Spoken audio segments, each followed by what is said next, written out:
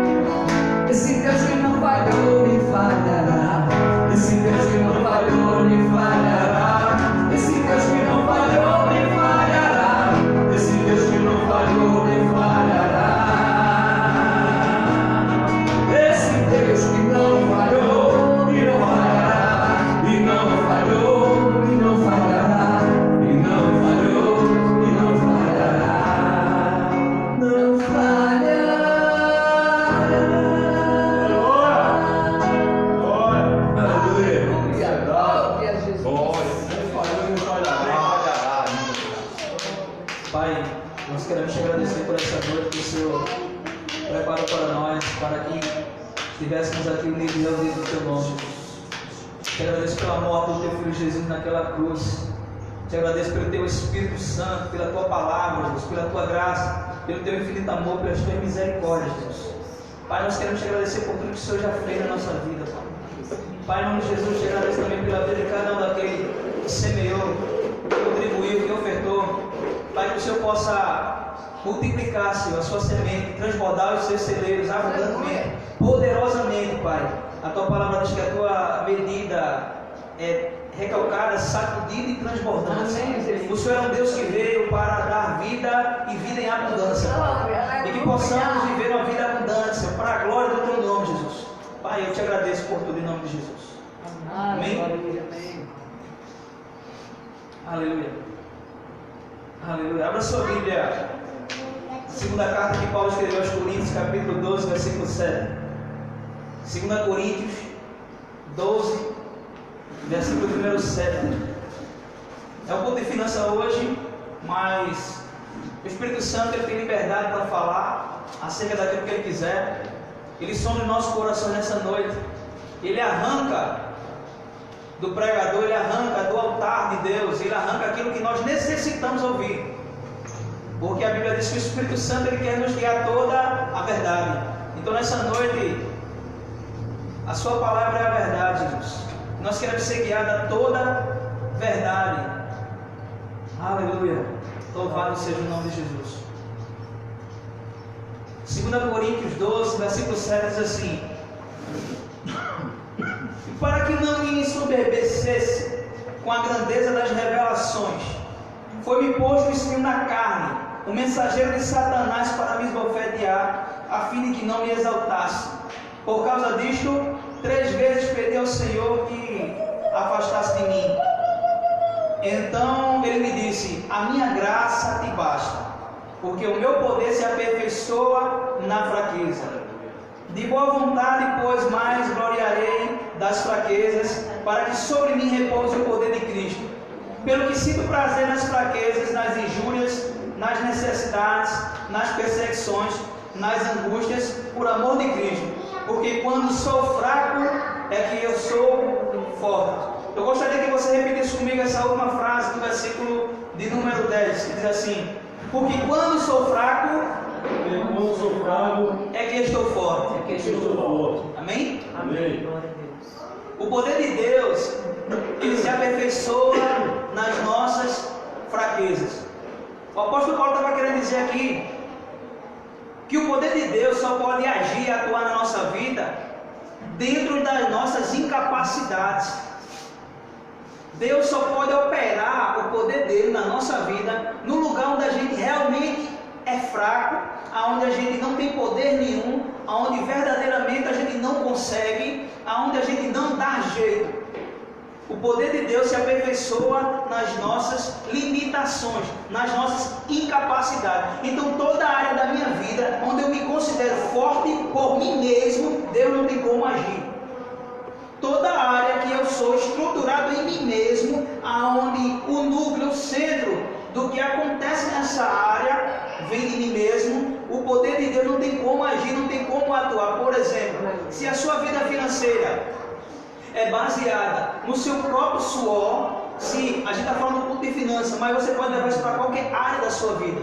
Por exemplo, na área financeira, se a sua vida financeira ela é estabilizada, ela é fundamentada através daquilo que você pode proporcionar, significa que não tem como o poder de Deus agir. Significa que Deus, nesse exato momento, ele está de braços cruzados e não tem como agir. Por quê? Porque Deus é como se fosse assim, é como se ele esperasse todas as nossas balas acabassem. Não sabe aquela expressão, a última bala da agulha? Já ouviu essa expressão? É como se Deus esperasse a sua última bala, você gastasse a última bala do cartucho e você dissesse: não tem jeito, não tem como. Aí Deus opera, aí Deus tem como entrar, aí Deus tem como fazer algo. Então Deus muitas vezes está esperando a gente chegar nesse lugar de incapacidade, aonde Ele está deixando a gente acabar todas as nossas limitações. Eu não sei se você já ouviu falar da cruzada. Antigamente existia uma guerra religiosa denominada cruzada. E na cruzada era o povo cristão lutando contra um determinado povo, lutando para conquistar um determinado lugar. E como eles eram cristãos, eles não poderiam ir para a guerra porque eles iam derramar sangue.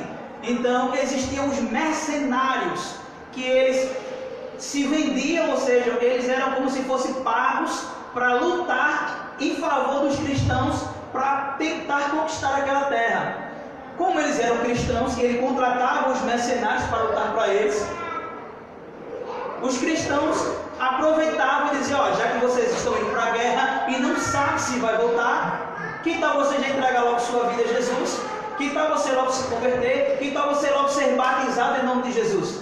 E muitos deles eram batizados. Muitos daqueles homens eram batizados. Só que o que me chama a atenção é a forma como eles eram batizados. Muitos deles diziam o seguinte: você vai me batizar. Só que eles eram batizados assim, segurando a espada da mão, e ele mergulhava o corpo todo e só ficava a espada do lado de fora. Era como se ele estivesse dizendo assim: quando você é batizado, você nasce de novo. E Deus passa a ser agora, através de Jesus, o Senhor da sua vida. Então era como se ele estivesse dizendo assim: Jesus, a partir de hoje, Ele governa toda a minha vida. Ele é Senhor de toda a minha vida, menos da minha espada. Ou seja, a partir de hoje eu entreguei a minha vida, mas não foi completamente. Tem uma área da minha vida que ainda quem controla sou eu, que é a minha espada. Quem decide o que eu faço com ela sou eu. Eu considero isso e trago por dia de hoje. Muitos cristãos são batizados, mas no lugar da espada é a carteira. Jesus controla toda a minha vida, menos meu dinheiro. Ele controla toda a minha vida, menos a minha parte financeira. Dessa aí eu sei dar. Dessa aí eu sei como fazer. Eu sei como fazer funcionar. Então, quando você tem esse tipo de atitude, Deus não tem como operar. Porque Deus só opera na sua incapacidade. Então, naquela área da sua vida que você se considera resolvido, Deus, ele fica de braços cruzados. Tudo que Deus vai fazer na vida do homem, o homem precisa dar legalidade. O homem precisa abrir uma brecha para que Jesus ele possa entrar. Quando eu li esse texto aqui, talvez você se perguntou assim: no culto de finanças, por que esse texto? O apóstolo Paulo, ele sabe muito bem do que ele estava falando aqui. O apóstolo Paulo, a Bíblia diz que ele foi arrebatado até o terceiro céu e viu coisas inefáveis que não é digna de um homem falar. E ele disse: por causa das revelações que eu tive, foi-me dado um espinho na carne, o mensageiro de Satanás me esbofeteava, a fim de que eu não me gloriasse. Porque a Bíblia diz que Deus, ele resiste ao soberbo, porém, ele dá graça ao humilde. Então, todo lugar na nossa vida onde há orgulho, onde há soberba, onde há vaidade, significa que Jesus não governa naquela área ainda. Então, você pode ter sido batizado, você pode ter nascido de novo, mas existe área da nossa vida que Jesus ainda não é Senhor.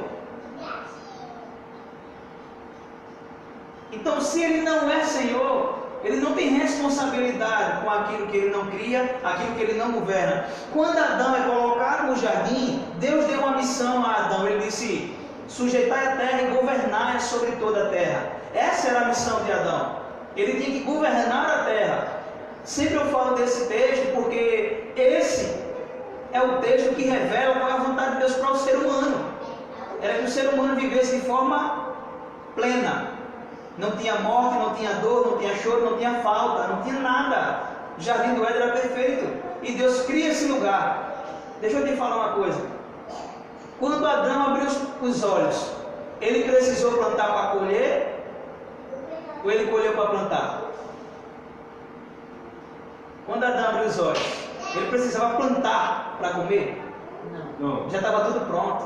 Então essa é a vontade de Deus. Quando Jesus morre na cruz, ele restaura o jardim e nos coloca, nos introduz de volta no lugar que Adão perdeu. Ele nos coloca no lugar chamado feito, onde ele diz tetelestai. Ou seja, tudo que Adão perdeu lá no jardim é seu por herança agora, porque você está em Cristo.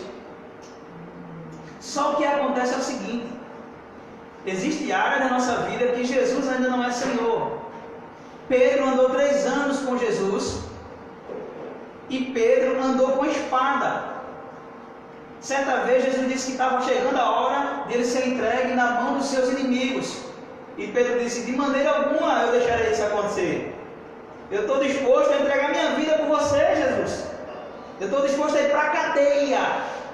E de repente, quando Pedro tem a oportunidade de provar isso, na primeira oportunidade que Pedro teve, ele disse: não conheço esse homem. E bateu canela. Romanos capítulo 10 diz que os judeus, eles tinham zelo pelas coisas de Deus, porém sem entendimento. O que é um zelo sem entendimento? Ele diz que até hoje, quando é lido Moisés, ainda é lido com o véu. Perceba uma coisa: a palavra revelação, a palavra apocalipse é o mesmo que revelação. E o que é revelação? É remover o véu. Ou seja, por mais que o camarada ele tente ler essa palavra, por mais que ele tente praticar o que está escrito aqui, se ele não tiver a revelação que só pode ser dada pelo Espírito Santo, ele só fica na letra, e a letra mata e causa morte. Você consegue entender isso? Aleluia. O apóstolo Paulo, ele está dizendo que por causa do nível da revelação que ele teve, foi dado um espinho na carne para que ele não se gloriasse. Então muitas vezes o espinho na carne nos ajuda, ele contribui. A Bíblia diz que todas as coisas contribuem para o bem daqueles que amam a Deus. Nós estamos no culto de finanças. E no culto de finanças muitas vezes é revelado as deformidades do nosso caráter que impede de Jesus ser Senhor.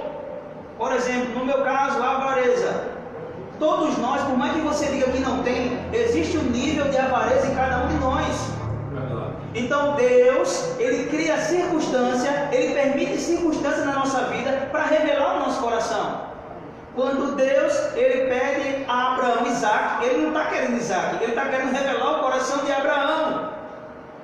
Então existem situações que Deus permite na sua vida porque Ele está querendo mostrar o seu coração para você mesmo, porque nós somos sábios aos nossos próprios olhos. Aos meus próprios olhos eu sou muito generoso, aos meus olhos eu sou bom, aos meus olhos eu não peco, aos meus olhos eu sou alguém que é perfeito. Só que Deus ele vai criar circunstância para revelar o meu coração, para eu me conhecer, para eu saber que eu não sou isso tudo que eu estou dizendo. O jovem rico chegou diante de Jesus e disse assim: o que é que eu faço para herdar a vida eterna? E Jesus disse: tu conheces as Escrituras? Ele disse: conheço muito bem, eu pratico desde novo. Aí ele disse: então, pega tudo que tu tem, vende e dá aos pobres. Jesus de maneira nenhuma queria que aquele ficasse pobre. Só que Jesus está revelando o coração daquele homem. Ou seja, aquilo que sai da tua boca realmente sai do teu coração? Quando você oferta, quando você vem no gasofilácio e você deposita, você está revelando seu coração. O quanto você dá para Deus é o quanto você considera que Ele vale. É o quanto você considera que vale o Evangelho para você. Quando você contribui nesse lugar, você tem algumas pessoas que acreditam que quando eu estou semeando, eu estou ofertando, eu estou dizimando, eu estou colocando a semente, porque veja só, enquanto você tem na sua carteira dinheiro, enquanto ele está na sua mão é dinheiro, mas quando ele é colocado ali, aquilo é semente. Por que é semente? A Bíblia diz que Deus ele dá semente a quem semeia e pão a quem tem fome. Ele dá semente a quem semeia e pão a quem tem fome. Tudo no reino de Deus é feito por fé. Tudo no reino de Deus é feito por fé. E a semeadura é uma prova de fé. É uma prova da minha fé. É uma de fé. A semeadura é uma de fé. Jesus disse assim: se a sua fé for do tamanho de uma mostarda, a gente foca no tamanho. E Jesus, Ele não está querendo falar do tamanho. Ele está dizendo, ainda que a sua fé for mínima possível, mas se ela for uma semente, ela produz muito fruto. Aleluia. Ele diz que a palavra dele, Isaías 51:11 eu acho, ele diz que a minha palavra é como a chuva que desce do céu e molha a terra e dá o fruto no seu devido tempo. Ele diz que talvez vá dar o fruto. Ele diz que a palavra dele, quando sai do trono da graça de Deus, ela vem em nós, a fé vem pelo ouvir. E você ouve a palavra. Só que essa palavra ela tem que se transformar em uma atitude, em um gesto. Você tem que comprovar a palavra que você ouviu com atitude. E o semear é uma atitude de fé. Você viu na palavra, Salomão disse que a gente tem que honrar o Senhor com os nossos bens. Então a gente acha que o culto de finanças é para eu aprender a dar dinheiro para Deus. Deus não precisa do seu dinheiro. Quando Deus criou a terra, onde você estava? Ele não precisou de você para fazer a terra. Deus não precisa de você. Ele não precisa de nada que venha de você. É um privilégio para mim e para você ter a oportunidade de semear no reino de Deus. Por quê? Porque Ele dá a semente a quem semeia. Então Ele mesmo providenciou a oportunidade de você contribuir. Veja só, se Ele dá semente, então o que está na sua mão é semente, foi Ele que deu. Então você tem a oportunidade de semear no reino de Deus. E o que é a semente? A semente que você tem na mão é Jesus. Então você semeia Jesus e colhe Jesus. Algumas pessoas acham que o ápice da semeadura é a colheita, e não é. Paulo diz que cada um contribua segundo propôs o seu. Então na minha contribuição eu estou revelando o meu coração, eu estou ofertando o meu coração, porque aquilo que sai da tua mão não saiu do teu coração, Deus não recebe. Deus não recebe. E prova, a Bíblia diz que estava todo mundo reunido e teve um ofertório. E tinha gente que estava dando um rio de dinheiro, tinha gente que estava dando ouro, barra de prata. Uma mulher, uma viúva, ela dá 2 moedinhas. E Jesus disse que ela deu tudo. Ela deu mais do que todo mundo. Por quê? Porque ela deu tudo que ela tinha no gesto de fé e amor. Eu queria que você abrisse a sua Bíblia agora, em 2 Reis, capítulo 4. Isso foi uma introdução para a gente amassar nosso coração para receber essa palavra aqui, ó. Aleluia.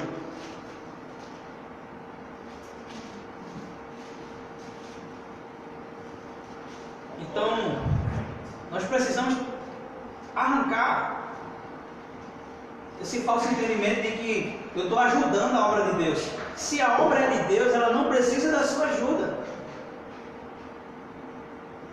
Então, por que eu preciso contribuir? Por que eu preciso semear? Por que eu preciso ofertar? No gasofilácio do Sal da Terra, quando você vai ofertar, tem um espelho. Tem um espelho no gasofilácio, para você ver em quem você está semeando, em quem você está investindo. Porque o maior beneficiário em ofertar e semear é você mesmo. Porque a Bíblia diz que quem planta, e você vai colher. Que privilégio! A Bíblia diz que a fé agrada a Deus. Semeadura é um ato de fé. Você agrada a Deus, você honra a Deus, e ainda você vai colher nessa atitude sua. Então que privilégio maravilhoso. Só que as pessoas acham que a maior colheita é quando eu semeio dinheiro e colho dinheiro. Mas a maior semeadura é aquela que você planta Jesus e colhe Jesus. Como assim? É uma atitude de fé. Você vem e deposita a sua fé através daquilo que está na sua mão e você coloca ali. A primeira colheita que você vai ter é espiritual. Por quê? A Bíblia diz que Deus ama quem dá com alegria. E tem pessoas que ofertam sem alegria. Certo? Existem algumas pessoas, porque na Bíblia o mais interessante é o porquê você faz, e não o quanto você faz, e não a forma como você faz, mas o porquê você faz. Ou seja, a intenção do seu coração é mais importante do que a quantia que você dá. Meu pastor me ensinou que Deus prefere a fidelidade de R$2 do que inconstância de 20. Por exemplo, tem um cara que dá 20 hoje, 20 daqui a 3 meses, daqui 5 meses dá mais 20, daqui a tantos meses ele dá 100. Mas tem aquela pessoa que todo dia dá R$1. Ou seja, a semeadura é uma forma de eu expressar a minha fidelidade a Deus. Por exemplo, ir por todo mundo e pregar o evangelho a toda, aquele que crê e for batizado será salvo. Então o batismo comprova que você creu na mensagem do evangelho. Certo? Sim. Quando você concorda que está no corpo de Cristo, que você faz parte da igreja, no dia da ceia você ceia. Certo? Então a semeadura, a contribuição que você faz, é uma prova de que você crê que Deus é o seu provedor. Você está dizendo com a sua fé que Deus é quem te provê. Ou seja, aquilo que eu estava falando, que Deus ele opera através da sua incapacidade. 2 Reis capítulo 4 diz assim, certa mulher, das mulheres dos discípulos dos profetas, clamou a Eliseu dizendo, meu marido, teu servo morreu, e tu sabes que eles temiam ao Senhor. E chegado ao credor para levar um dos seus filhos para lhe ser escravo, Eliseu lhe perguntou que te hei de fazer. Diz-me o que tens em casa. Ela respondeu, tua serva não tem nada em casa, senão uma botija de azeite. Então ele disse, vai, pede emprestado vasilha a todos os teus vizinhos, vasilhas vazias e não poucas. Então entra e fecha a tua porta sobre ti e sobre teus filhos, e deita o teu azeite em todas aquelas vasilhas, e põe à parte o que estiver cheio. Amém? A Bíblia diz que uma mulher estava numa situação muito complicada, ela estava em dívida, estava endividada, e de repente Eliseu chega na casa dela e libera uma palavra, e ela crê nessa palavra e pratica essa palavra. E você conhece a consequência dessa palavra.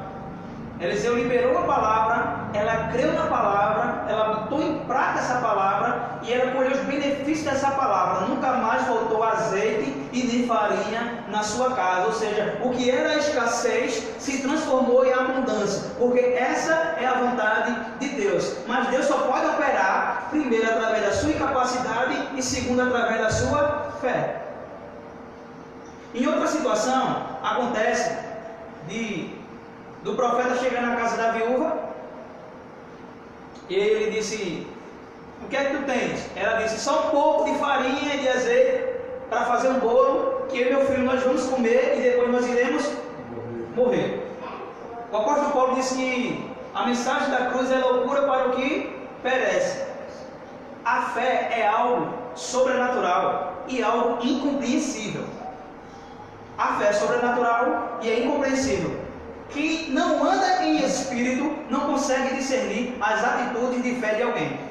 Por quê? Porque o inimigo da sua fé é a sua razão. Então, todas as vezes que você colocar a sua razão no negócio, você anula a fé. Ou seja, você se fortaleceu. Ou seja, aquilo que eu falei no começo. Deus não tem como operar na sua razão. Ele chega na casa daquela mulher, a mulher disse: eu só tenho um pouco de pão e um pouco de azeite. O profeta disse: faz um bolo e dá logo para mim. Para mim, meu Deus. Imagina eu em casa com minha esposa, minha filha, a gente passando necessidade e só tivesse uma bolsa de mucilão e uma bolsa de leite. Eu digo: olha, deve fazer aqui uma bolsa de mucilão para nós três aqui, até eu vou comer e depois a gente não sabe o que fazer mais, a gente vai morrer. De repente chegou um pastor na minha porta e disse: você crê em Deus? Creio. Você quer que ele é o seu provedor? Creio. Você quer que verdadeiramente ele vai abundar a sua casa, que ele vai te prosperar, que ele vai mudar esse quadro? Eu creio. Então prova, faz um bolo e dá primeiro para mim, porque essa é a atitude de fé que comprova que você creu. E aquela mulher vai e faz. Por quê? Toda vez que uma autoridade de Deus libera uma palavra sobre a sua vida, toda vez que um homem de Deus, um pastor, um profeta, alguém que você considera como uma autoridade espiritual, toda vez que essa pessoa libera uma palavra para a sua vida, a forma como você recebe essa palavra, ela se torna ou juízo ou justiça na sua vida.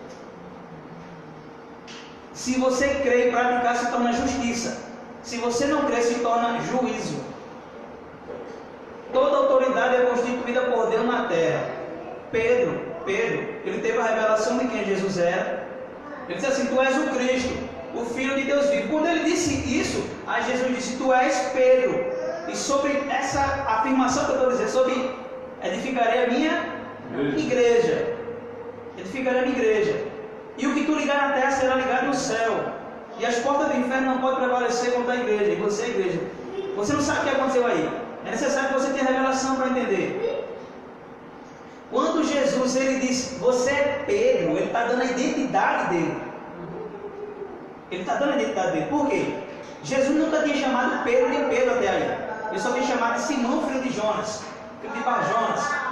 E Simão é vacilante, aquele que vacila. Ou seja, aquele que não consegue viver sem vacilar.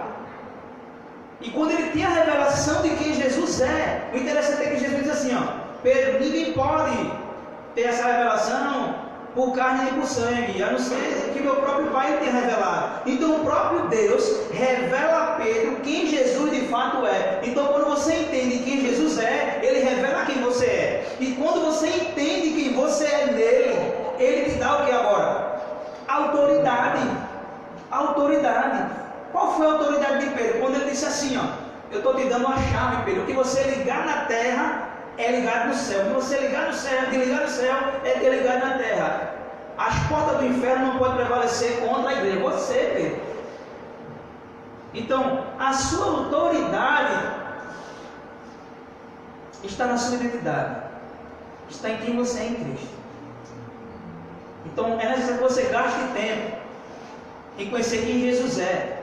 E quando você gasta tempo para conhecer quem Jesus é, você vai começar a se conhecer. E você vai começar a conhecer o que você tem nele. Aquilo que já é seu, aquilo que ele já te deu. E quando Pedro tem essa revelação, ele recebe toda a sua autoridade. Mas Pedro não podia se fazer uma autoridade.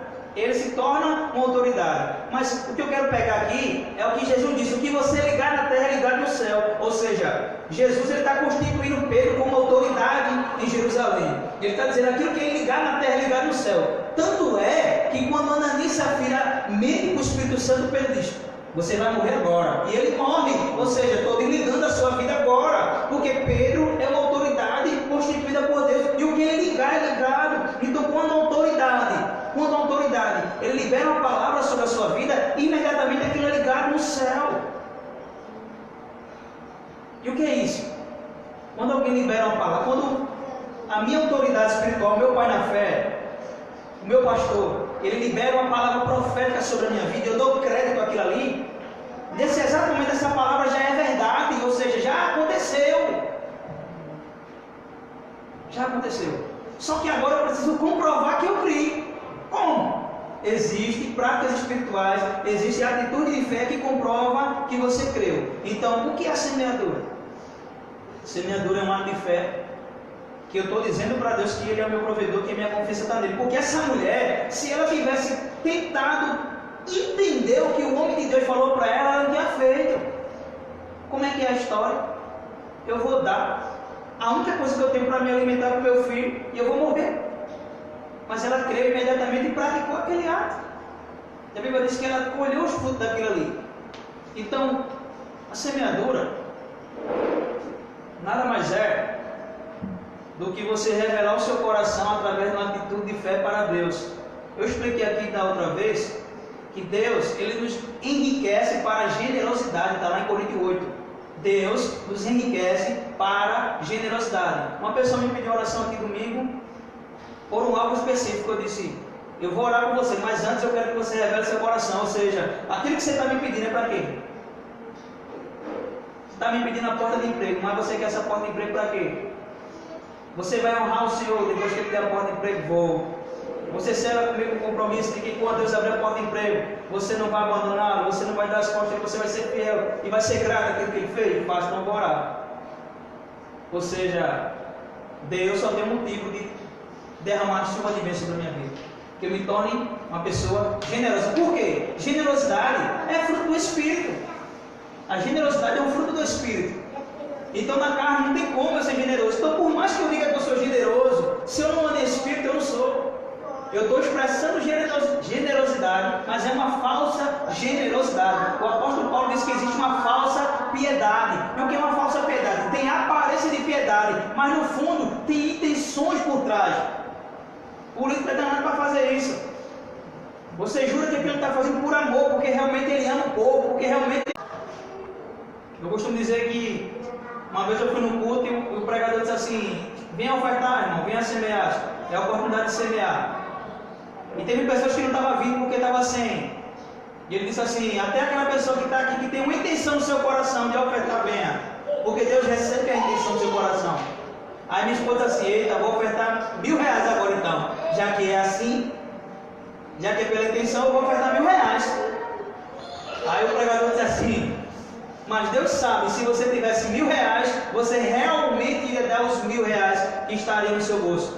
Ela disse, eita, vou dar R$10 então. A sinceridade do coração, porque é revelado o seu coração. Então, quando você dá para Deus, você revela o seu coração. Então você diz assim, eu sou generoso, você ganha um salário mínimo e você dá 10%. Deus vai abrir uma oportunidade de você ganhar 2 salários mínimos, você dá 10%. E agora você passa a ganhar R$5.000 e 10% é R$500. Você diz assim, peraí, todo mundo na igreja dá 10% de um salário mínimo, eu agora sozinho vou dar 500. Poxa, está errado isso. Como se você tivesse uma obrigação de fazer aquilo. Ou seja, você não entende que isso é um privilégio seu e que você tem que semear por você mesmo. Ou seja, eu só vou colher se eu semear. Eu só colho se eu semear. Agora a pessoa estava perguntando sobre a questão da semeadura, por que determinada pessoa não colhe. Sabe por quê? Porque no reino de Deus tem coisas que você precisa ter o verdadeiro entendimento de como funciona. Paulo diz que existem pessoas que têm zelo sem entendimento. Sabe o que é zelo sem entendimento? O apóstolo Paulo, ele matava cristão em nome de Deus. O apóstolo Paulo, ele matava os crentes em nome de Deus. Isso é zelo. É porque ele tinha amor. Era mais ou menos assim. Paulo, ele conhecia a Sagrada Escritura, o Antigo Testamento, ele conhecia muito bem. Ele conhecia bem a Sagrada Escritura. E quando ele via que alguém transgredia a lei, ele ia lá e matava. Isso era amor a Deus. Só que é um amor sem entendimento, ou seja, um amor sem revelação. É um amor sem revelação. Então, por mais que você tente ler a Bíblia, se você tiver a revelação disso, você vai andar desse mesmo jeito errante. Por isso você precisa do Espírito Santo se relacionar com Ele, para que Ele mostre para você o que está por trás do que está escrito, entre as entrelinhas. É como se aquela verdade que está ali, saltasse dali e fosse implantada no seu espírito. Você agora, já percebeu que tem coisas que você escuta assim a vida todinha e de repente você vai num culto, ou você orou, ou você leu a Bíblia e disse, meu irmão, isso aqui estava escrito todo dia, eu nunca tinha visto por esse ângulo. Foi revelado para você, foi revelado. E quando é revelado, ninguém consegue mais tirar isso de você. Porque quando é revelado pelo Espírito, é implantado no seu coração, não tem como tirar. Agora não tem como você ser enganado mais. Porque foi revelado. Então quando for revelado para você o que verdadeiramente é semear, nunca mais você semeia para colher. Nunca mais você semeia por obrigação. Você vai semear porque você entendeu que você agora é um semeador.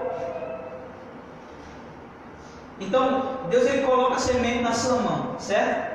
E você quer ofertar no reino dele, você quer contribuir, você quer praticar a sua fé. Eu já expliquei aqui uma certa vez. Vamos supor que você tem 100 reais no seu bolso e a palavra diz assim, ó. Vou encerrar com essa palavra. Não construa tesouro na terra onde a traça vem e mas construa tesouro do céu. Ali está falando de galardão. Seu galardão é algo eterno. Tudo que não vem da fé é pecado, certo? Então Deus, Ele me dá a possibilidade, Ele me dá a condição de eu construir o meu galardão no céu. Como? Ele dá semente a quem semeia. Quando Deus te dá semente, Ele está dizendo, construa o seu galardão no céu. Só que você decide. Muitas vezes eu peguei aquilo que era semente e comi achando que era pão. Então você tem que discernir o que é semente e o que é pão. Uma vez eu perguntei, você quer semente ou você quer pão? A pessoa disse, eu quero pão. Eu disse, pão você come depois acaba. Mas semente você planta e come toda uma geração. Tem semente que você vai plantar que pessoas da tua família vai colher. Tem semente que você vai plantar no reino do Senhor, que a tua próxima geração é que vai colher. Aleluia. Davi plantou coisas no reino de Deus que quem colheu foi Salomão. Mas você precisa semear. Semeadura não é só dinheiro. Toda atitude nossa é uma semeadura. Nós estamos falando aqui especificamente da semeadura financeira. É um culto de finanças. Então vamos supor que você tem 100 reais. E como é que eu faço para transformar esse galardão eterno? Ou seja, eu quero dar para Deus. 100 reais que eu tenho aqui na mão, eu quero dar para Deus agora. O que é que você faz? Uma pessoa me diz assim, ó, eu compro tudo de cesta básica e dou aos pobres. Mas isso não é semeadura. Isso é qualquer coisa, menos semeadura. Está errado isso não, está certo. Você tem que fazer isso, mas você tem que fazer isso pelo fruto da sua colheita. Por quê? Uma pessoa está passando necessidade, eu tenho 100 reais no meu bolso, e eu vou lá. Eu fiz muito isso, irmão, fiz muito isso na minha vida. Eu via que a pessoa estava passando necessidade, e eu pegava, comprava uma cesta básica e dava para aquela pessoa e ia embora. Mês que vem aquela pessoa está precisando de outra cesta básica. Ela vai começar a depender de mim agora.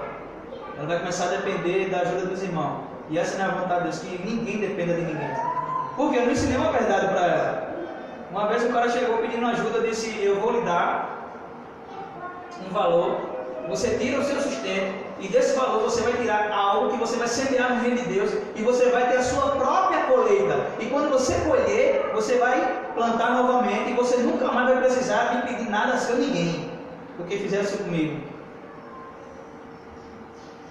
E eu ensinei ele esse princípio. Pouco dia eu fui na casa dele, ele estava com a moto. Para quem estava passando fome, tinha comprado uma moto.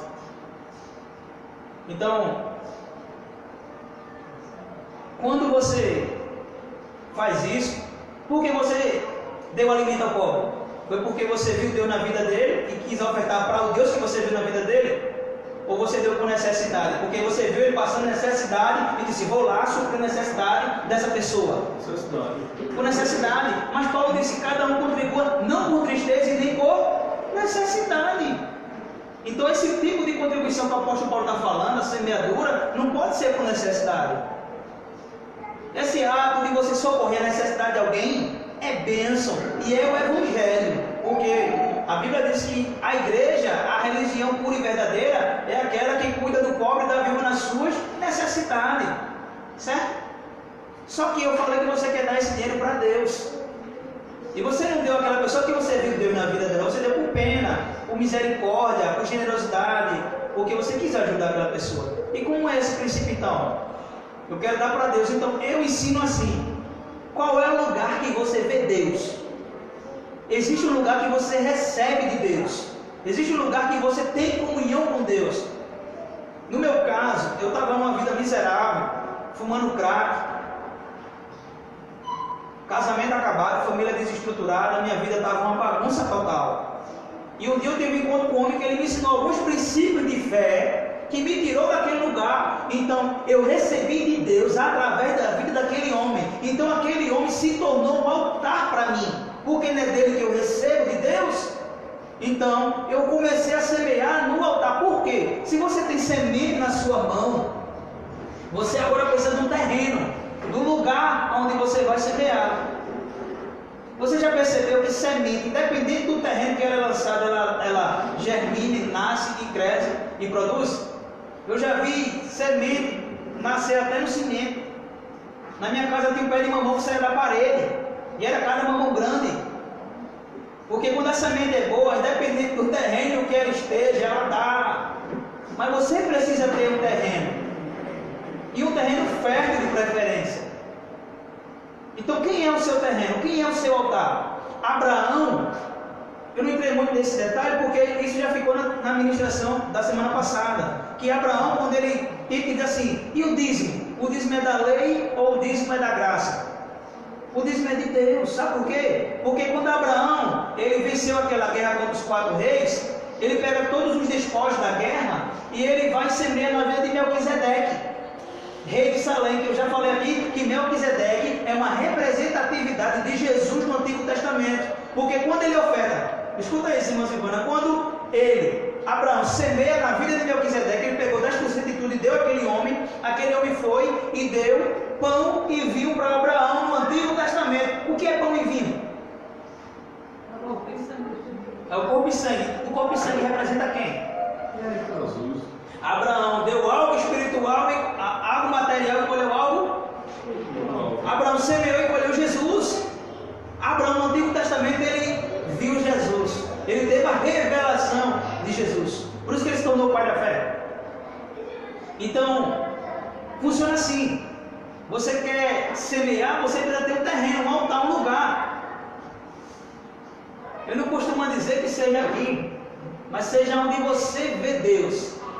Aonde você vê Deus. Só que a palavra ensina, porque fica muito pesado. Você tem que botar aqui, irmão. Fica pesado dizer isso. Fica pesado. Vou dizer que você tem que ofertar em determinado lugar. Porque Paulo diz que tem que dar por alegria. Ou seja, tem que ser do seu coração. Então você tem que ter a revelação disso. E Paulo diz mais. Paulo diz que nós pregamos e temos direito de ser participantes na contribuição de vós. Paulo disse que cada um de vós, para finalizar, Gálatas 6, versículo 7. Para você não dizer que são as minhas palavras. Eu vou encerrar com esse versículo. E você medita bastante nele. Aleluia. Gálatas 6,6. Aleluia. Eu não consigo pregar em 30 minutos não. Poxa, passa até meia-noite. Não consigo não. Passa até meia-noite, meu amor. E o ensino desse tem que ser no mínimo 1 hora. É, não pode fazer muito tarde. Gálatas capítulo 6, versículo 6. Acharam aí? Sim. Diz assim, ó. Mas aquele que está sendo instruído na palavra, faça participante de todas as coisas boas aquele que o instrui. Por quê? Por que, Paulo? Não vos enganeis, de Deus não se zomba, pois aquilo que o homem semear, isso também se fará. Olha o que Paulo está dizendo. Aquele que é instruído na palavra, ele deve contribuir na vida de quem o instrui. É a palavra que está dizendo. Algumas pessoas começam...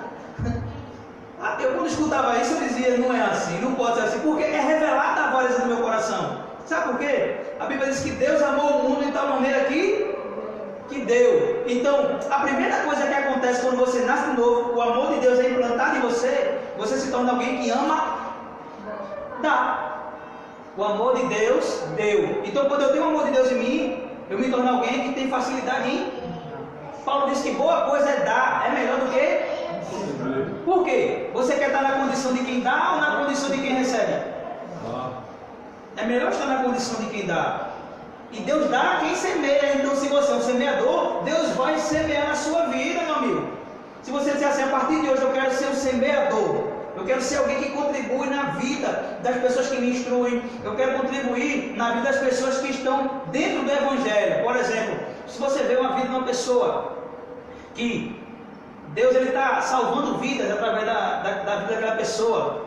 Se você vê um lugar onde pessoas verdadeiramente estão sendo transformadas, que o Evangelho está operando naquele lugar, meu amigo, se faça participante disso. Sabe por quê? Sabe por quê? Por exemplo, vamos supor que existe um pregador do Evangelho que ele está pregando na África e muitas pessoas estão se convertendo através da vida dele. E você agora pega um valor e você aplica a sua fé nesse valor e diz: olha Deus, eu vou dar para você, mas como não tem como eu jogar o meu dinheiro e meu dinheiro parar em cima, eu vou colocar fé nisso aqui e vou semear na vida dele. Por quê? Marcelo tem que aplicar no reino de Deus. Jesus disse: o reino de Deus não vem com aparência.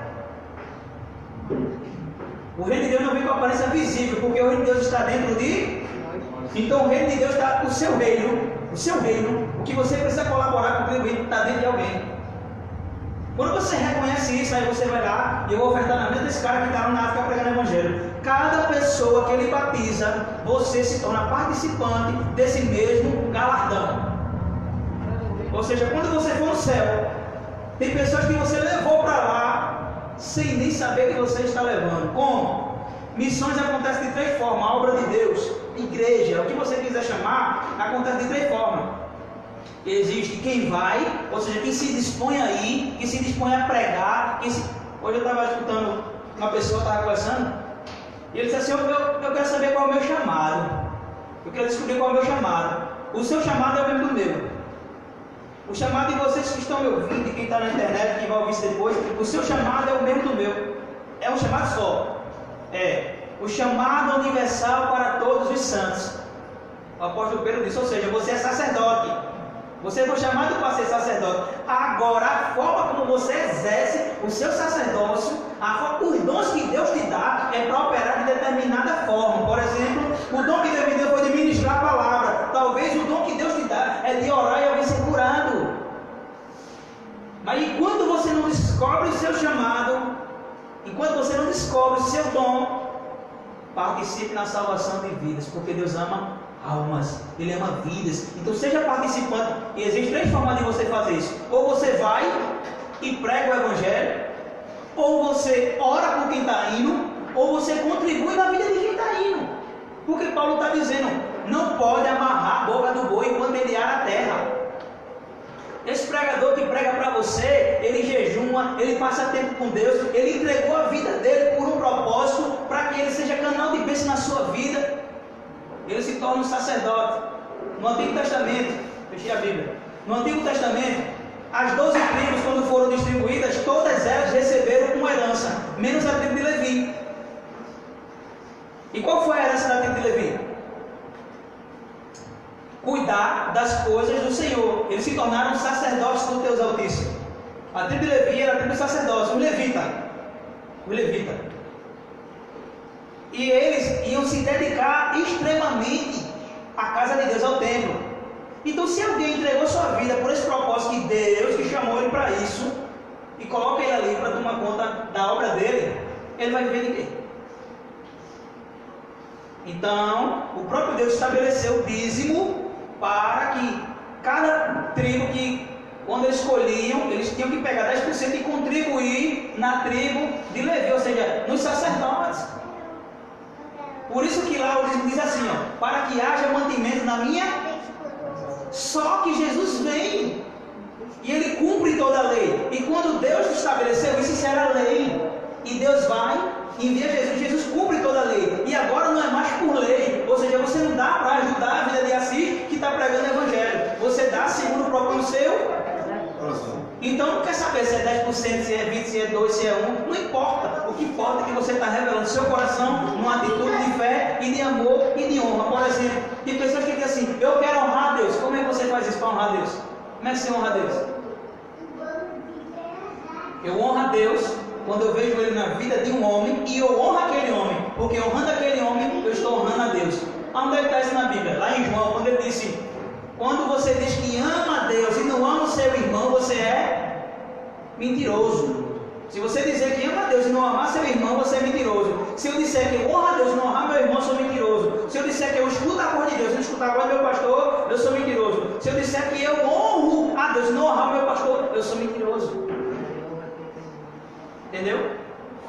Acho que tá bom por hoje, né? Nada, Deus. Glória a Deus. Então, faça um propósito com você mesmo, porque com Deus ninguém faz propósito. Deus não precisa do nosso propósito. Mas nós queremos crescer. Nós queremos crescer espiritualmente, nós queremos crescer na fé. Então, David Robson chama de hora após hora. Por que hora após hora? Porque é uma vida constante de práticas espirituais. Eu decidi, quando eu cheguei no sítio, eu conheci o pastor Leonardo, que eu vi que ele orava cronometrando, para eu ver o quanto meu pastor, toda vez que ele vai orar, ele liga o cronômetro, ele vê o tempo que ele orou e ele anota. Toda vez que ele vai confessar a palavra, ele pega um copinho desse, ele encheu de milho e pegou do copo e colocou aqui de lado. Chegava lá, ele estava na rede. Quinta-feira eu vou ensinar aqui sobre confissão da palavra, é isso que ele praticava. Tipo, existe uma verdade em Deus que você quer desfrutar dela, só que você não tem fé suficiente para alcançar.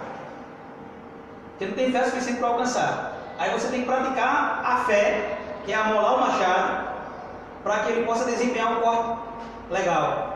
Então, o que é isso? Confissão da palavra. Ele pegava o milho e dizia: posso todas as coisas naquele que me fortalece. Posso todas as coisas naquele que me fortalece. Ele tinha 100 milhozinho aqui, ele dizia 100 vezes. 100 vezes e... Aí depois ele esvaziava de cá e fazendo o outro. Ficava. E passava horas fazendo isso. Confessando a palavra, fazendo o que Jesus fez com o diabo no deserto. Vencendo pela fé. A fé vem pela palavra. Eu vou ensinar isso aqui quinta-feira. Então, quando eu entendi isso, que são práticas espirituais que é igual malhar. Eu tenho que ter uma constância. Por isso que você vê pessoas que, hoje você começa a ver a pessoa está cheia de fé, a pessoa está fervorosa. Você chega na igreja, ela está lotada. Você vê depois de 3 meses, parece uma hora vazia. Uma hora está cheia, porque as pessoas não conseguem ter uma constância, porque as pessoas não têm práticas de fé que dão a ele uma constância. Se você conversar comigo hoje, você conversar daqui a um tempo comigo, você vai ver que a fé aumentou em vez de diminuir. Por quê? Porque eu aprendi práticas espirituais que edificam a minha fé. É a oração em língua, é a confissão da palavra, é a meditação. E isso vai me dar uma vida com o Espírito Santo todos os dias. Então todos os dias eu vou ter comunhão com Ele. Isso serve para a semeadura também. Ou seja, a minha fidelidade a Ele nesse princípio, a Bíblia diz que... Você não termina hoje. A Bíblia diz lá em Provérbios capítulo 9: honra o Senhor com os teus bens, e Ele fará prosperar os teus celeiros e transbordar os teus lagares de vinho. Quantos recebem essa palavra? Amém. Ele quer transbordar os teus lagares, Ele quer aumentar os teus celeiros. Amém. Mas você precisa provar que crê nessa palavra. Amém? Amém. Quer chamar vocês aqui para ele vir orar? Para encerrar? Aleluia. Aleluia.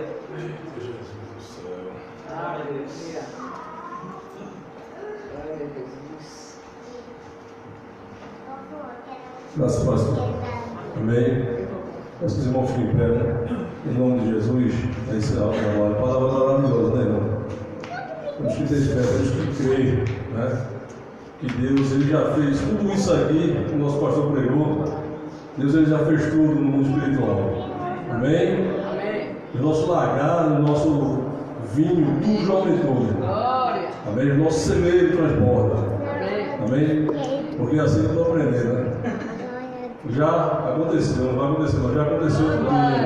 Em nome de Jesus. Amém? Oremos, maravilhoso Deus.